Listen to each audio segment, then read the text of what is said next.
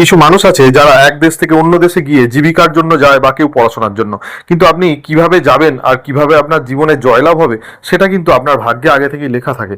দেখুন, যদি প্রথম কথা হাতে এই ধরনের রেখাগুলো থাকে, ভালো করে দেখুন নিচের দিকে, একেবারে নিচের দিকে যদি আপনার হাতে এই ধরনের রেখা থাকে, তাহলে জানবেন আপনার বিদেশ যাত্রার যোগ আছে এবং সেটা সফল হবে।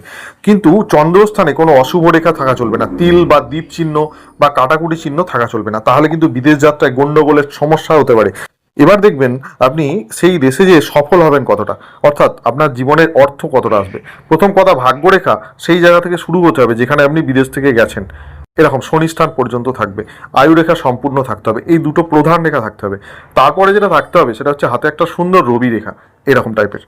এই তিনটে রেখা যদি প্রধান রেখা থাকে, রবি রেখায় অনেক সময় কি হয়, এরকম ওপর দিক থেকে ব্রাঞ্চ থাকে, এটা অত্যন্ত শুভ। বৃহস্পতি স্থানের চৌকো চিহ্ন থাকলে তো খুবই ভালো। এই এতগুলো চিহ্ন যদি কারো হাতে থাকে, তার বিদেশ যাত্রা সব থেকে বেশি সফল হবে।